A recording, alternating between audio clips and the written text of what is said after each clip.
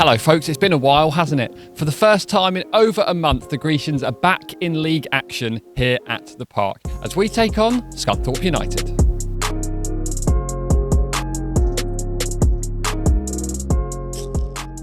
Coming up on today's show, we speak to Matt Taylor, who previews the game against Scunthorpe United. Czech Diabate has his say on the game as well. And we also check in with City's latest signing.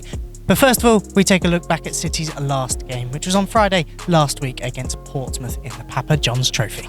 Friday night football brings together two sides who have a history in this competition. Portsmouth dramatically beating Exeter in the semi-finals 2 years ago.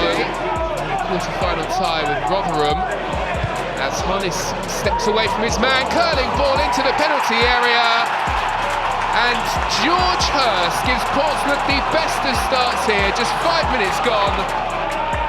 Definitely not the start that Exeter City would have been hoping for here at home.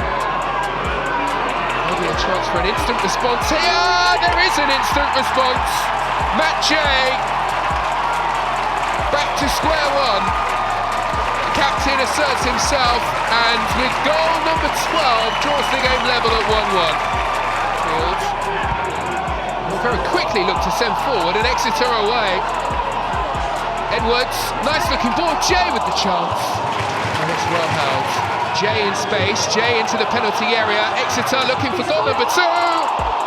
How close can you come? Forward comes Key, dancing in field. There's space to move into. Has options. Here is an option. And that's a big deflection. And Colin's shot creeps in. 14 minutes remain, and it's lead to Exeter, who are ahead. Called in towards the front post and glanced in by the substitutes. Curtis wants it, and off he goes. Not the best clearance away. Curtis sends forward. Portsmouth up towards the edge of the penalty area. Hackett Fairchild is there. Nearly brought down. Curtis! Unbelievable, it's happened again. History repeats itself. Well, it is heartbreak for Exeter again.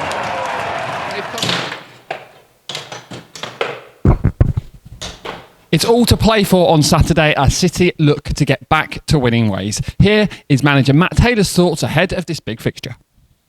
And for the first time, we've got a strong squad going into the weekend, and it's actually strong enough that we can offload a couple of players to the 23 squad who need the 90 minutes.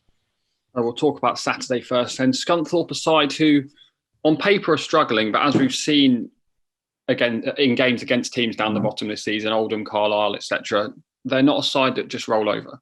No, they're a good team, and the manager's gone in there and improved them. I think in terms of that 9-game run he's had, they've drawn a lot of games and been close to winning them. I watched them at Tranmere last weekend, and they were really unfortunate in that game. 2 goals from outside the box. It was a very even game, but all of a sudden you're on the back end of a 4-0 scoreline. The game certainly didn't reflect that in any way. And we know how much experience their manager's got. They've got some good players within their squad.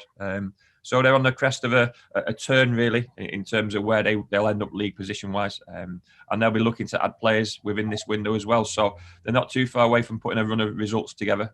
We're fully aware of their capabilities. But we're also seeing what we can produce on Saturday on the back of not a positive week last week. I can't even say it was a positive week because we didn't get the results. But certainly in terms of the performance we produced. Back from his loan from Truro and nestled straight into the squad, Czech Diabate has had an impressive start to his Exeter City career. We caught up with him ahead of Saturday's game. The past performances, I don't think it's too good to hold on to the past. Yeah, I played well, Forest Green, Sutton, but them games are long gone now and they're never coming back. The next game is Scunthorpe at home. So I need to get my mind ready for that. And like I said, we've got to get the 3 points. I really want to win that game at home in front of the fans. And with George and Pearce returning to the squad, the defensive options are getting stronger, but it's a really good chance for you to stay in the side as well. Yeah, of course. Obviously, Sweens and George are like the main starters. So it's just competition for places, I guess. So yeah, it all depends on what Matty thinks and who he wants on the pitch. And if I want to stay in the team, I guess I've got to keep on doing what he wants of me and just keep on playing solid, I guess. It's now time for Jed's look at the opposition. So here he is with everything you need to know about the Iron. Well, Scunthorpe come into the game in 23rd, 3 points from safety, but with 2 games overhand on Colchester above them in 22nd.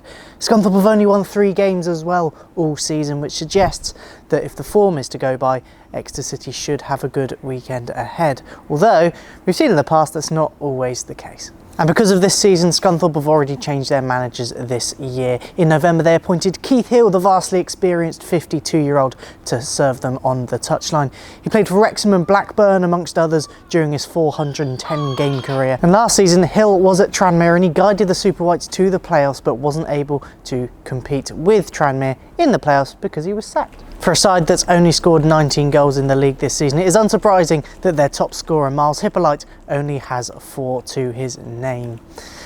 He's eligible to play for St Lucia, Granada or England at international level, but for the 2018 qualifiers, he was called up to Granada. He started his career at Brentford, although he only made his English Football League debut with Scunthorpe this season, and that is after a West Country move to Yeovil last year. The 26-year-old does possess great pace and power and is currently on penalty duty for the Iron. Of course, Hippolyte is part of the current Scunthorpe squad, but we can also look back at players that have played for both Scunthorpe and Exeter City in the past. And first up is Christian Ribeiro. He's magic, you know, that was the chorus that sung from the Big Bank when he was on the ball. The fullback put in some memorable performances in red and white, including in that fantastic 2-2 draw with Liverpool. He did join us from Scunthorpe and he made 49 appearances for the Iron at his time at Glanford Park. But he'll always be remembered for that wavy blonde hair. But you'd have to say one of the picks of the bunch when it comes to ex-Iron and ex-Grecian players is George Friend. The academy graduate here at St James Park left for Wolves in the 2007-8 season for about £350,000, the first, you'd say, export of our famous academy. He then went on loan to Scunthorpe in the season after, before rejoining Exeter in March 2010, again on loan. Friend's success paved the way for the likes of Dean Moxey, Ollie Watkins and Ethan Ampadu to take to the pitch here at St James Park and then take to the pitch in the higher levels as well. So we can always thank George for starting this revolution of Grecian Academy graduates. Games against the Lincolnshire clubs have provided us with some of the greatest goals that City have scored in recent years. Here's a look back at a couple of absolute screamers that we've scored against the Iron.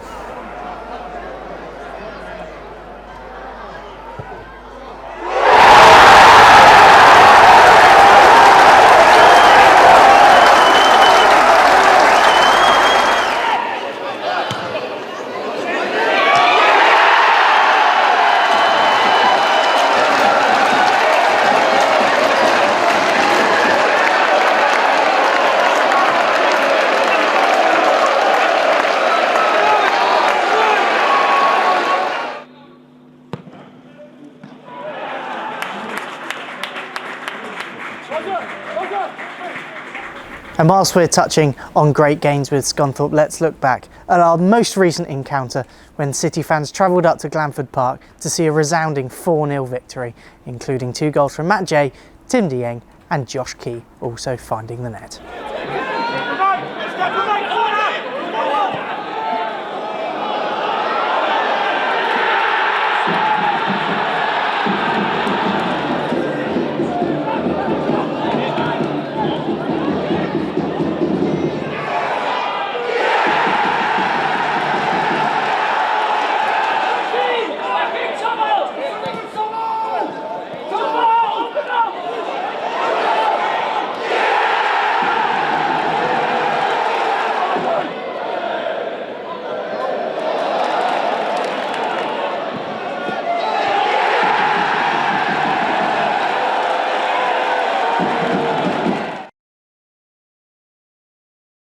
It's not just the men's side playing this weekend, it is a double header of Grecian action as Exeter City Women take on Maidenhead on Sunday. It takes place at Exwick Sports Hub at 2 o'clock, so head down and support Abby and Aaron's side. We just got to keep on going as we are, keep up the momentum, keep it high, fans keep on coming. Absolutely amazing having the fans there every week. It's unreal what it does for us, unreal, especially for me at the back. when that striker's going through on goal and I'm right next to her and I can hear the fans like cheering your name, and you throw in that last ditch tackle and it ends up working out, and you hear the crowd cheer. It's just an amazing feeling. You just think, this is why I'm doing it. I'm not only doing it for me, I'm not only doing it for the girls, I'm doing it for the people who pay to come here and watch a good game of football, and that's what we want to give them, a good game of football. After the game on Saturday, you can join us in the centre spot when you can pick up a pint of Thatcher's for just £3. You can also have some Carlsberg or Tribute 2 and join us after the game for Villa versus Manchester United on the big screen. It is, of course, January, which means the transfer window is firmly open, and Matt Taylor made his first signing of the window this week. We are pleased to welcome striker Ofrande Zanzala, Oz to his friends, from our not-so-local rivals just up the M6 and a bit more at Barrow in Furness. We caught up with him for his first interview, and you can learn all about him here. Yeah, I'm buzzing. Obviously, when I heard Exeter came in, I was delighted, obviously, to get this over the line. First session today, which was good. Met the gaffer and the lads as well, which was good, and just excited to see what the loan move has in store for me. But I'm determined for the challenge ahead, and hopefully we can get promoted. Obviously, we saw you in your first training session there with some of the lads. How was that for you? You seem to be getting in amongst it quite early on. Yeah, it was good. Obviously, met the lads, as I've said. Training session was good, good standard, and just good to be amongst the lads, and of course, gel as quick as possible.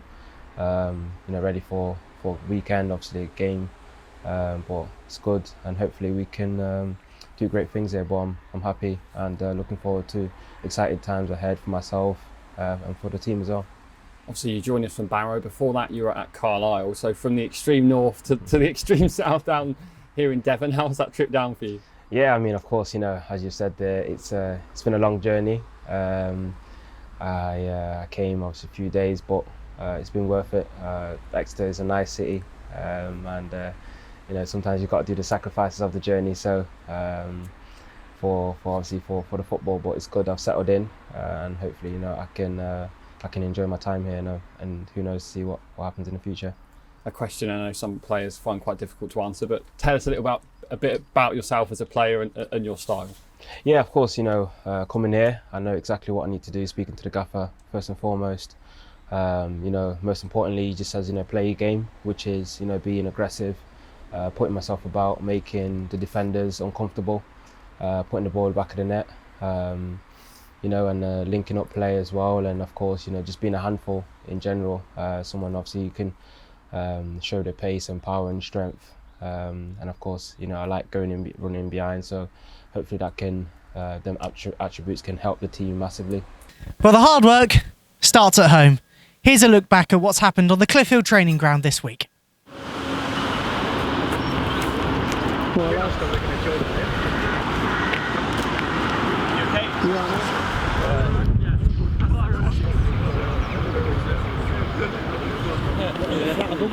Karaoke.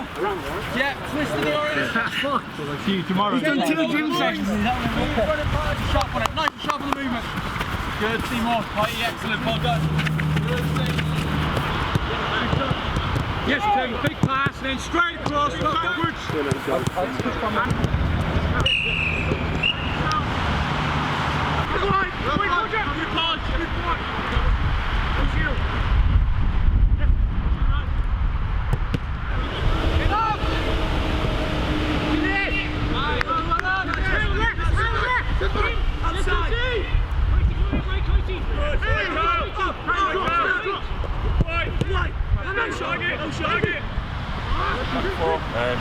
Nigel and Ben will jump in front, a war off the left, cross goal off the right, punch top end of the pitch.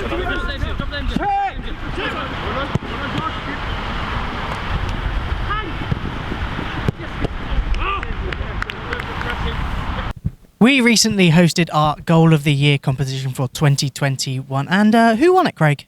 That would be Matt J, Jed. And who did he score it against? Crawley. Isn't that the team you support? No comment. Let's have a look back at that bullet.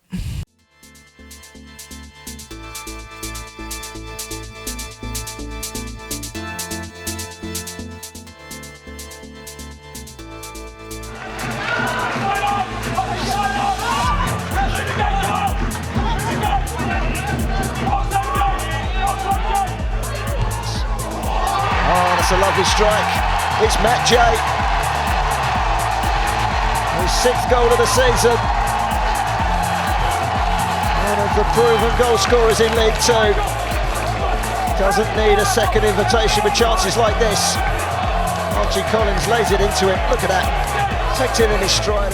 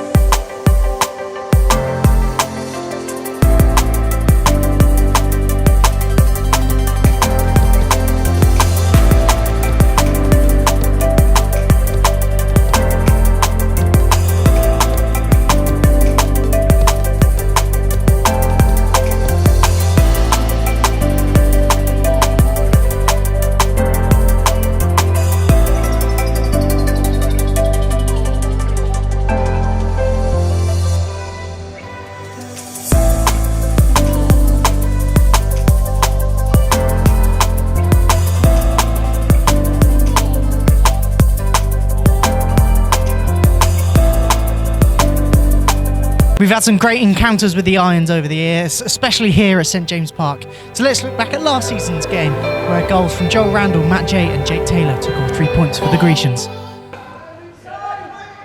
was a comfortable save. Pushed forwards and Exeter looking menacing here. Here's Jay, sends in the cross. Randall has time and he finds the back of the net. Exeter make the breakthrough, and it's Joel Randall with his 3rd goal of the season. Haven't scored away from home this season. Cross is fizzed in and it's an awful error. An awful piece of goalkeeping, and there is Matt Jay. 2 goals in 3 minutes. Pulls the ball back. We've got plenty of bodies forwards here, and the strike comes in and it's not too far away. Corner comes in and it's a good delivery and it's touched in. Turned into his own net there, I think, by Ryan Bowman. Catches the eye so often. Cleverly worked, and Taylor's making his burst, and he finds the far corner. And that will wrap it up for Exeter.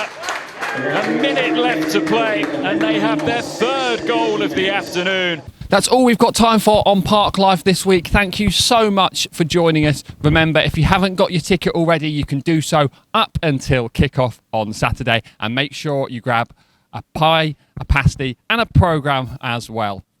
But if you're lucky enough to be overseas, you can watch the game on iFollow. If you're here in the UK, you can still buy a match pass, but that will give you BBC Radio Devon commentary.